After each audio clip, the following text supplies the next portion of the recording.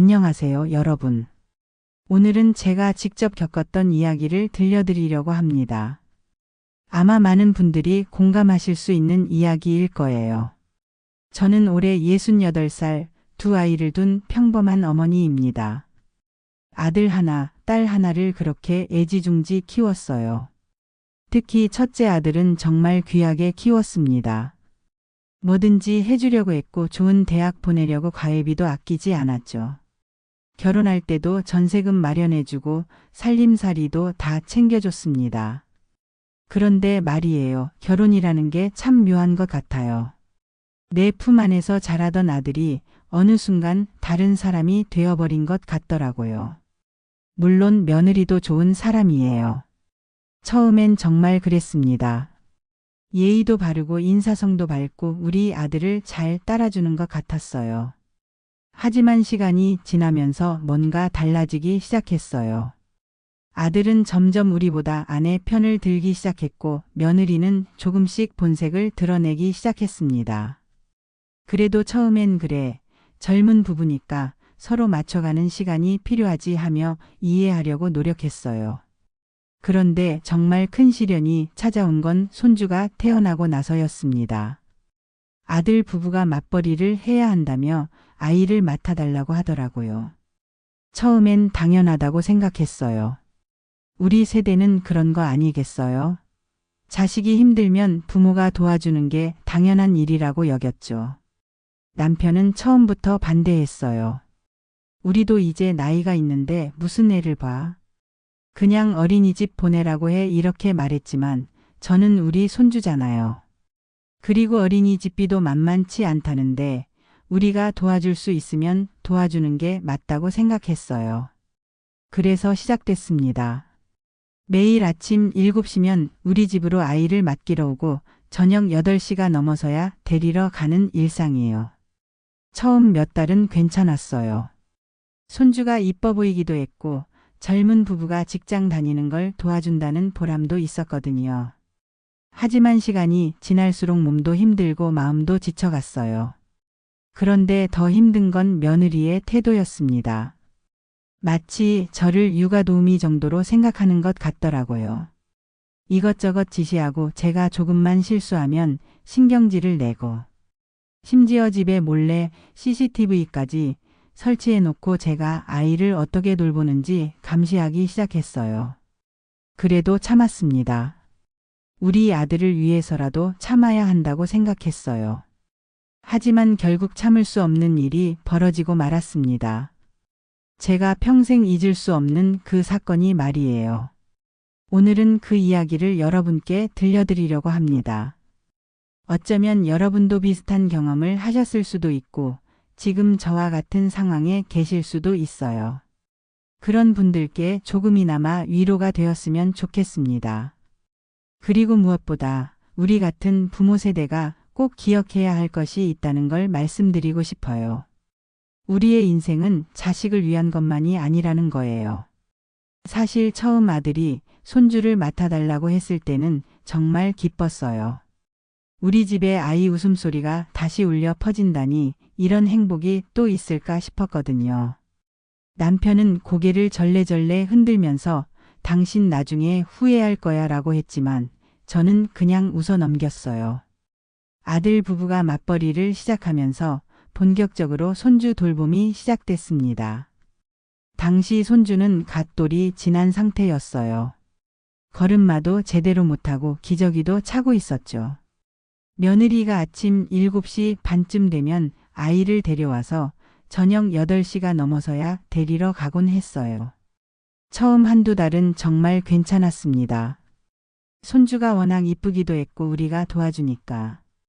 젊은 부부가 직장생활 잘할 수 있겠구나 하는 보람도 있었거든요. 그런데 문제는 며느리의 태도였어요. 점점 시간이 지나면서 며느리가 이것저것 요구를 하기 시작했어요. 어머니, 아이한테 이 우유만 먹이세요. 간식은 이 시간에만 주세요. 낮잠은 꼭 2시간은 재워주세요. 마치 저를 육아도우미나 베이비시터 정도로 생각하는 것 같더라고요. 그래도 처음엔 그래, 요즘 젊은 엄마들은 육아에 대해 공부를 많이 하니까 그런가 보다 하며 이해하려고 했어요. 하지만 점점 더 심해지더라고요. 제가 조금만 다르게 해도 어머니, 제가 말씀드린 대로 해주세요 라며 짜증을 내기 시작했어요. 그런데 정말 충격적인 일이 벌어졌어요. 어느 날 집에 와보니까 거실 구석에 작은 카메라가 하나 설치되어 있더라고요. 처음엔 뭔지 몰랐어요. 그런데 며느리가 살짝 웃으면서 말하더라고요. 어머니, 제가 회사에서도 아이가 어떻게 지내는지 볼 수 있게 카메라를 설치했어요. 그 순간 정말 기가 막혔어요. 마치 제가 뭔가 잘못할까 봐 감시하려는 것 같더라고요. 아들한테 말해볼까도 생각했지만 괜히 부부싸움 시키면 어쩌나 싶어서 그냥 참았어요. 하지만 그 카메라 때문에 정말 스트레스를 많이 받았습니다. 제가 손주랑 놀아줄 때도 밥 먹일 때도 기저귀 갈아줄 때도 누군가 지켜보고 있다는 생각에 편할 날이 없었어요. 게다가 며느리는 회사에서 실시간으로 보면서 문자까지 보내더라고요. 어머니, 지금 아이가 우는데 왜 안 달래주세요? 아이가 넘어졌는데 괜찮은 건가요? 간식을 너무 많이 주시는 것 같은데요. 하루에 몇 번씩 이런 문자가 오니까 정말 미치겠더라고요. 남편은 그런 저를 보더니 내가 뭘 했어? 이제라도 그만두자고 했지만 이미 시작한 일을 어떻게 중간에 그만둘 수 있겠어요. 게다가 아들 부부 직장 일정도 있고 무엇보다 우리 손주잖아요. 그런데 며느리의 간섭은 점점 더 심해졌어요. 제가 손주한테 과자 하나 더 줘도 문제, TV를 조금 더 보여줘도 문제, 산책을 나가지 않아도 문제. 뭘 해도 잘못이더라고요. 한 번은 손주가 감기에 걸렸는데 며느리가 저한테 어머니가 얇게 입혀서 그런 거 아니에요. 라고 하더라고요. 아이가 아프면 엄마 마음이야 다 똑같을 텐데 마치 제가 일부러 손주를 아프게 한 것처럼 말하니까 정말 억울했어요. 그리고 가장 힘든 건 아들의 태도였어요. 며느리가 저한테 뭘 말해도 아들은 아내 편만 들더라고요. 엄마 요즘은 육아법이 많이 바뀌었어요. 아내 말 좀 들어주세요 라며 오히려 저를 타이르더라고요. 그때 정말 서러웠어요. 내가 이 아들을 어떻게 키웠는데 결혼하고 나니 엄마보다 아내가 더 중요해진 건가 싶어서요. 물론 부부가 서로를 아끼는 건 좋은 일이지만 그렇다고 해서 엄마를 이렇게 대해도 되는 건가 하는 생각이 들더라고요. 매일매일이 전쟁 같았어요. 아침에 손주가 오면 하루 종일 카메라를 의식하면서 육아를 해야 하고 며느리한테서 오는 문자에 일일이 대답해야 하고 조금만 실수해도 눈치를 봐야 하고. 그런데 정작 아들 부부는 퇴근하고 집에 가면 편히 쉬더라고요. 주말에도 아이 좀 봐달라며 데려다 놓고 자기들은 데이트를 하러 가고. 저는 일주일 내내 아이를 보는데 말이에요.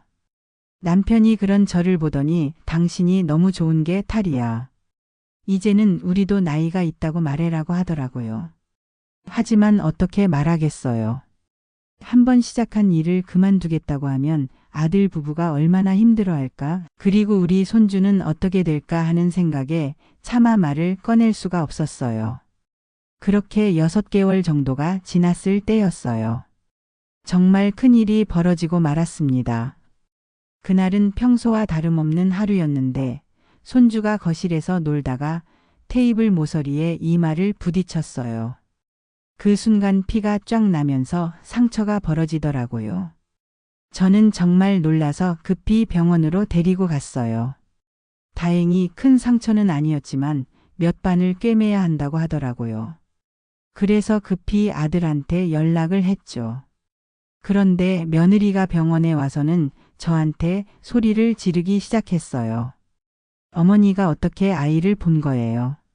왜 이런 일이 생긴 거예요? 라고 말이에요.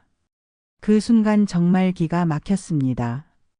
아이가 다쳐서 저도 마음이 아픈데 마치 제가 일부러 손주를 다치게 한 것처럼 몰아가더라고요. 병원에서 며느리가 저한테 소리를 지를 때 주변 사람들이 다 쳐다보더라고요. 정말 창피하고 억울했어요.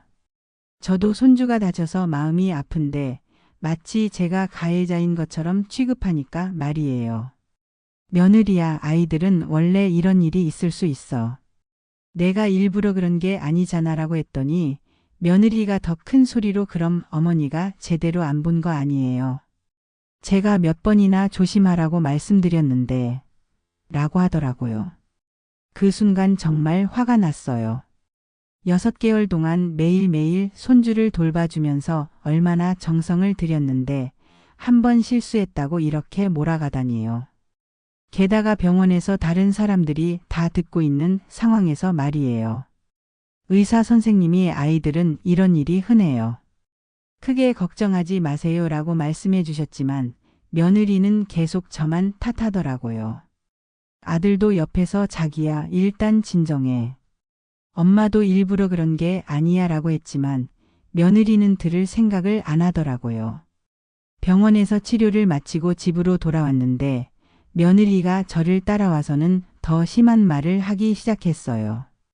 어머니, 저는 정말 믿고 맡겼는데 이런 일이 생기다니요. 앞으로 어떻게 맡기겠어요? 그때 저도 참았던 말이 터져 나왔어요. 그럼 안 맡기면 되잖아. 내가 부탁해서 봐준 것도 아니고 너희가 부탁해서 봐준 건데. 이게 무슨 소리야? 이렇게 말했더니 며느리가 정말 버럭 화를 내더라고요. 어머니가 지금 뭐라고 하시는 거예요? 저희가 부탁했으니까 당연히 잘 봐주셔야 하는 거 아니에요. 이렇게 다치게 해놓고 뭐가 억울하다는 거예요. 정말 기가 막혔어요. 돈도 받지 않고 매일 아침부터 저녁까지 아이를 봐주는데 한 번 실수했다고 이렇게 나오다니요. 그것도 제가 낳은 아들의 아내가 저한테 이런 식으로 말하다니요. 그런데 더 충격적인 일이 벌어졌어요. 제가 너 지금 나한테 뭐라고 하는 거야? 내가 너 엄마야? 라고 했더니 며느리가 갑자기 손을 들어서 제 뺨을 때리더라고요. 그 순간 정말 눈앞이 캄캄했어요.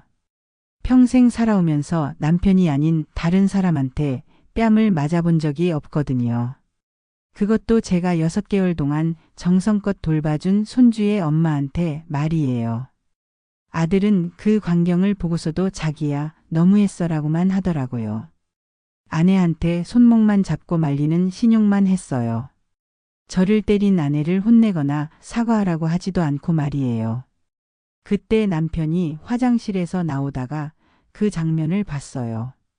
며느리가 저를 때리고 아들은 그걸 제대로 말리지도 않는 모습을 본 거죠. 남편이 평생 저렇게 화낸 적이 없는데 그날은 정말 무서울 정도로 화를 내더라고요. 이 집에서 당장 나가. 우리 집사람한테 손을 대? 너 미쳤어? 남편이 며느리한테 소리를 지르니까 며느리도 지지 않고 아버지도 뭐예요. 제가 잘못한 게 뭐가 있어요? 라고 대들더라고요. 그러자 남편이 잘못한 게 뭐가 있냐고. 6개월 동안 우리가 너희 애 공짜로 봐줬는데 한 번 실수했다고 우리 집사람 때려. 그럼 너희가 돈 주고 어린이집 보내든지 베이비시터 쓰든지 해. 라고 하더라고요. 그때서야 아들이 아버지 진정하세요. 아내도 얘가 다쳐서 순간 흥분한 거예요 라고 말했는데 남편이 흥분해서 시어머니 때려. 이게 말이 되냐? 우리 딸이 시댁에서 이런 취급받으면 너 가만히 있을 거야. 라고 하니까 아들이 말문이 막히더라고요. 그날 밤 아들 부부는 아이를 데리고 그냥 가버렸어요. 며느리는 끝까지 사과 한마디 없이 어머니가 먼저 말 함부로 하셨잖아요 라고 하면서 말이에요.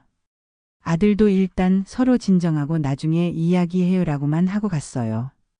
그날 밤 남편과 저는 잠을 못 잤어요. 내가 뭘 잘못했을까? 정말 내가 아이를 제대로 안 본 걸까? 하면서 자꾸 자책하게 되더라고요. 하지만 곰곰 생각해봐도 저는 최선을 다했어요. 6개월 동안 하루도 빠짐없이 아프거나 힘들어도 아이를 봐줬거든요. 며칠 후 아들이 혼자 찾아왔어요. 그래서 아들이 사과하러 왔구나 생각했는데 아들이 한 말이 더 충격적이었어요. 엄마 아내가 많이 미안해해요. 그런데 앞으로는 아이를 좀 다르게 돌봐야 할 것 같아요. 어린이집을 알아보든지. 이렇게 말하더라고요. 저는 아들아, 내 아내가 나한테 손을 댔어. 그런데 사과는 안 하고 뭔 소리야? 라고 했더니 아들이 엄마도 아내한테 말 함부로 하셨잖아요. 서로 잘못한 게 있는 거 아니에요. 라고 하더라고요. 그 순간 정말 어이가 없었어요. 6개월 동안 공짜로 아이 봐준 엄마한테 며느리가 손을 댔는데 서로 잘못했다고? 심지어 제가 뭘 잘못했는지도 모르겠는데 말이에요.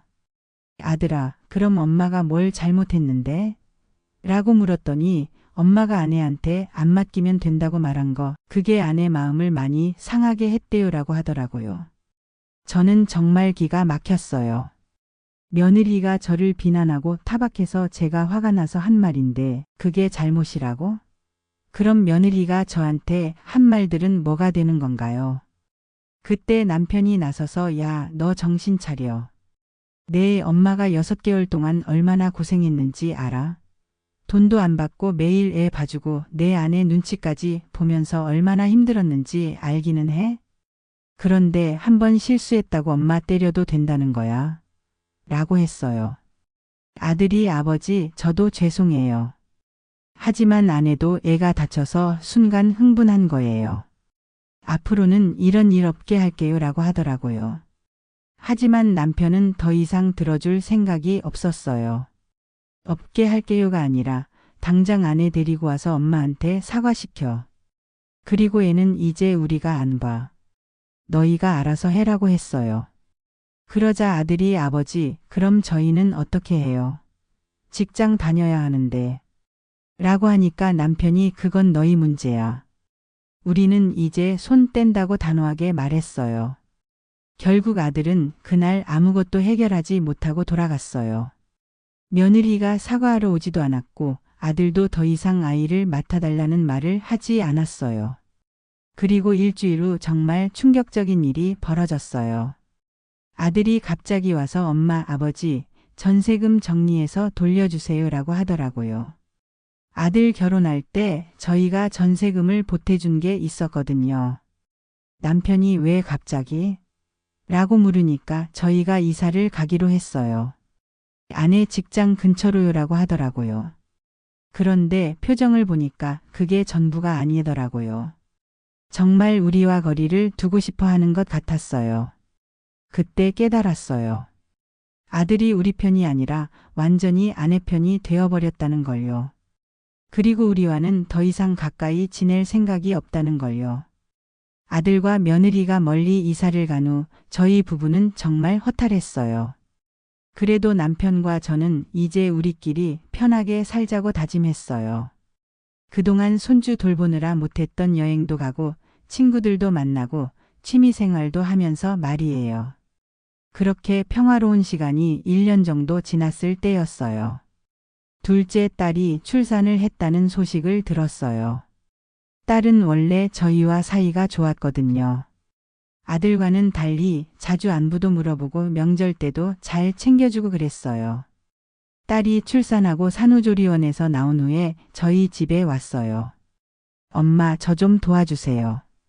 아직 애가 너무 어려서 혼자서는 힘들어요 라고 하더라고요. 사위도 함께 와서 어머니 죄송합니다.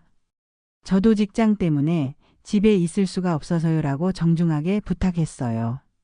남편은 또 시작이네라며 못마땅해 했지만 저는 딸이니까 도와줘야겠다고 생각했어요. 게다가 딸과 사위는 아들 부부와는 달리 예의도 바르고 감사하다는 말도 자주 했거든요. 처음 한 달은 정말 괜찮았어요. 딸은 엄마 정말 고마워요. 엄마 아니었으면 어떻게 했을까요? 라고 하며 항상 고마워했고 사위도 어머니가 도와주셔서 정말 든든해요 라고 했어요. 하지만 한 달이 2달이 되고 2달이 3달이 되면서 상황이 달라지기 시작했어요.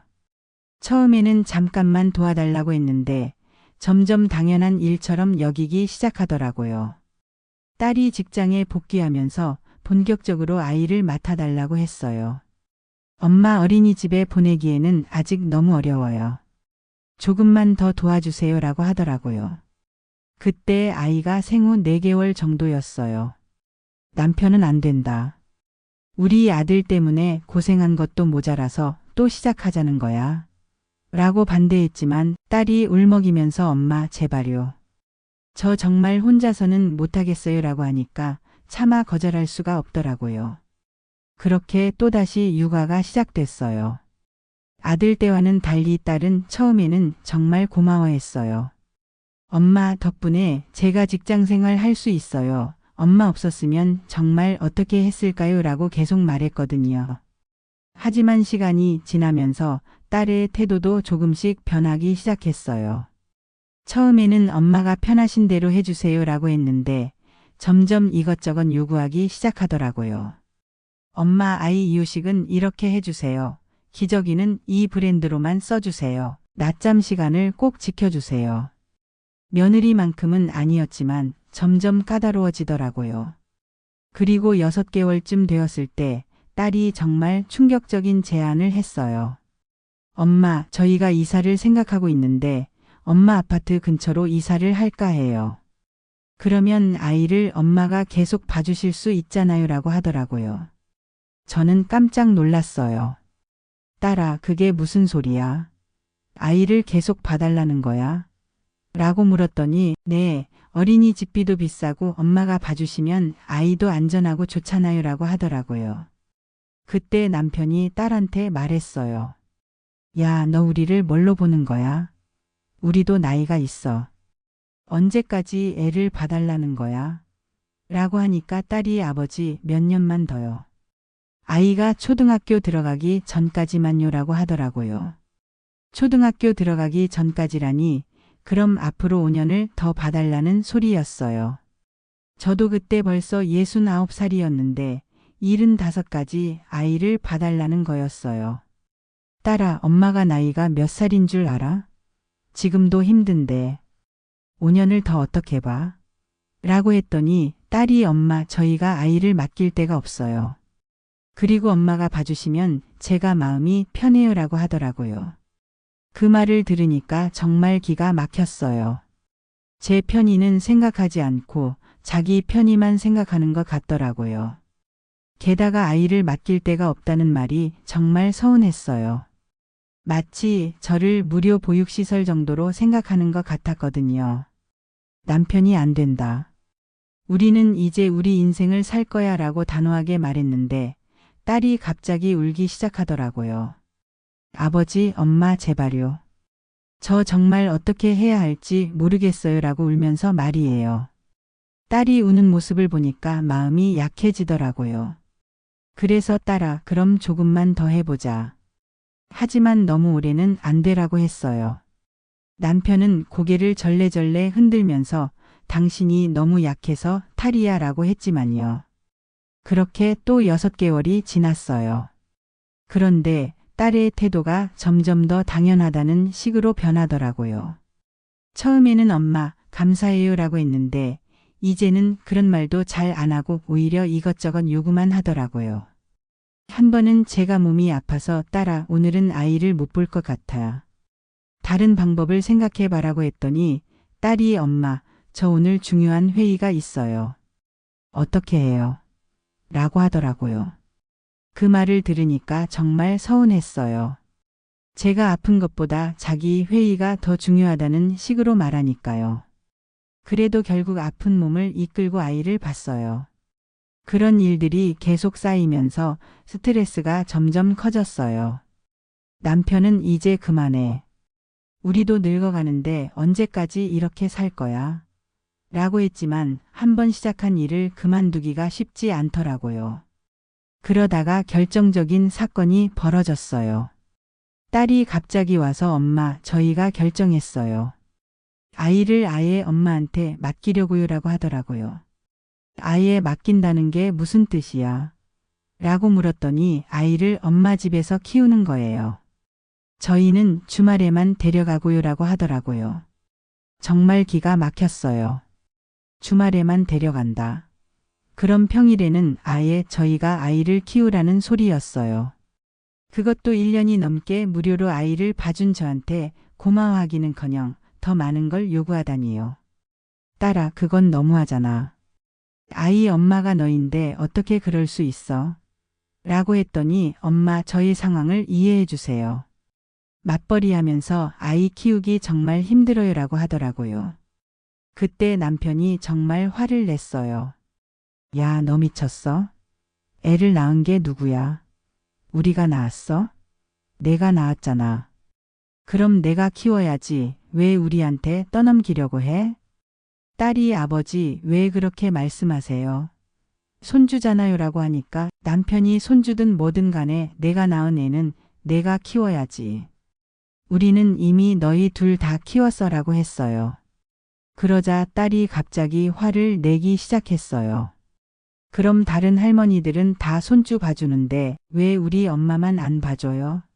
친구들 엄마들은 다 기꺼이 봐주신다고요.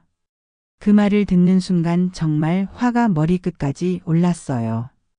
1년 넘게 매일 아이를 봐주면서 얼마나 힘들었는데 다른 집 할머니들과 비교하다니요.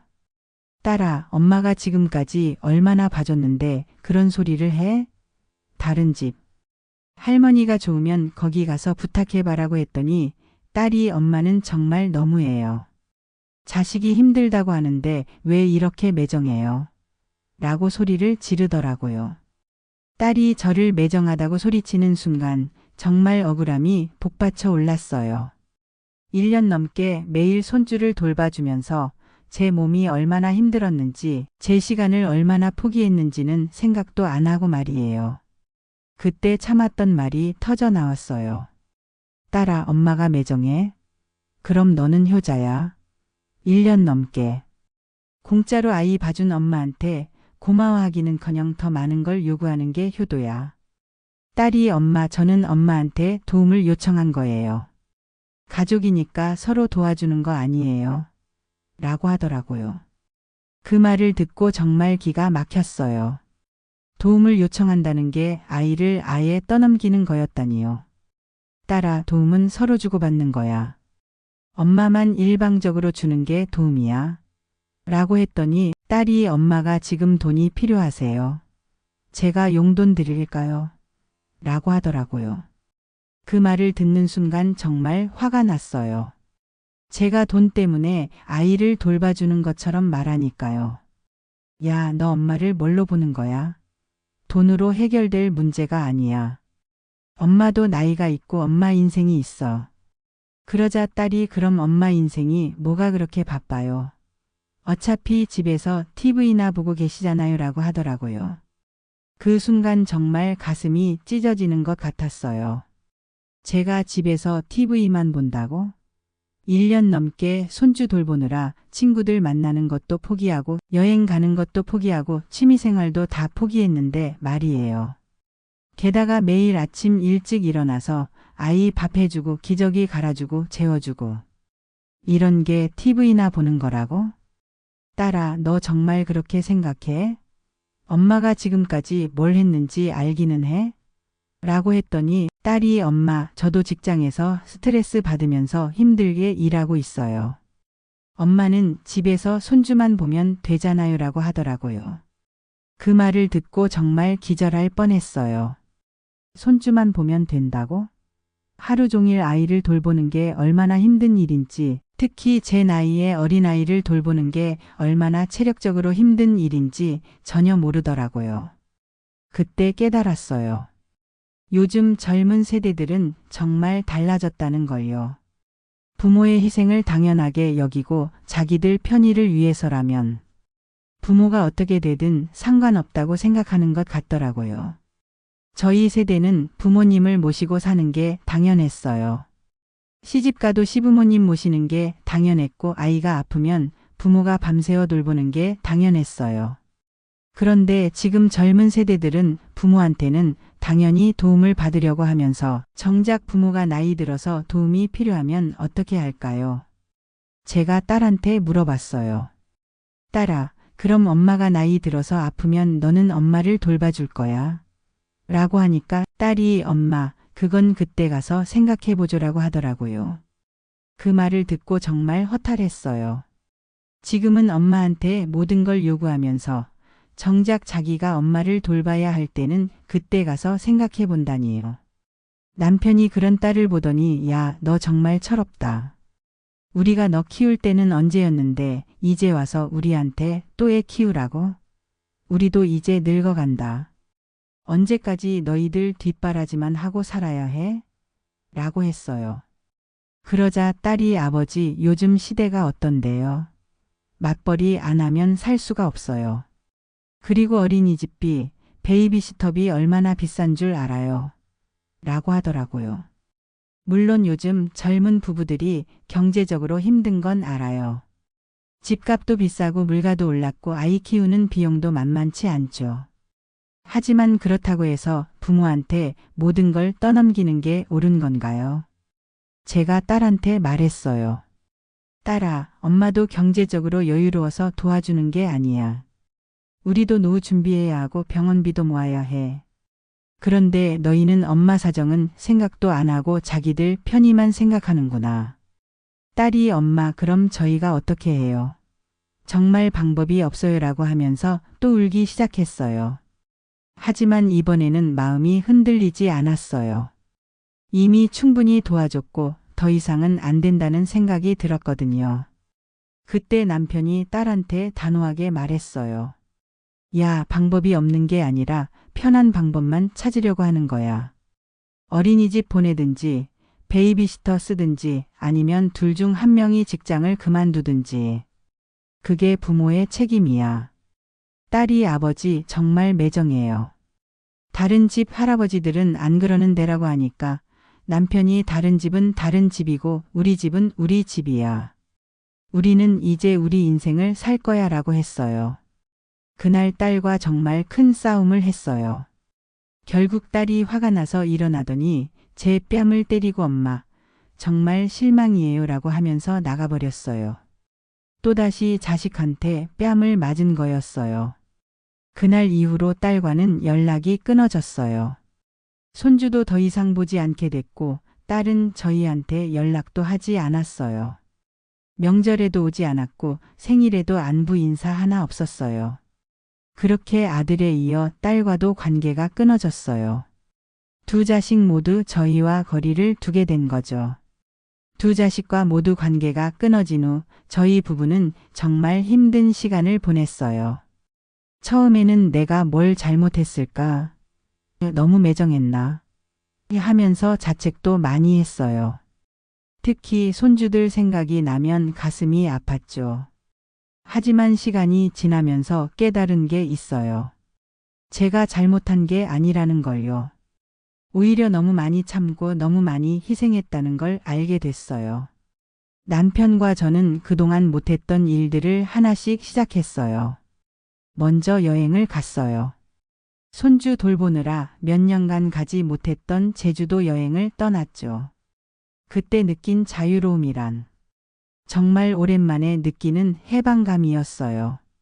아침에 알람 없이 자고 싶을 때까지 자고 하고 싶은 일 하고 먹고 싶은 건 먹고 이런 평범한 일상이 얼마나 소중한지 그때 깨달았어요. 그리고 친구들을 다시 만나기 시작했어요.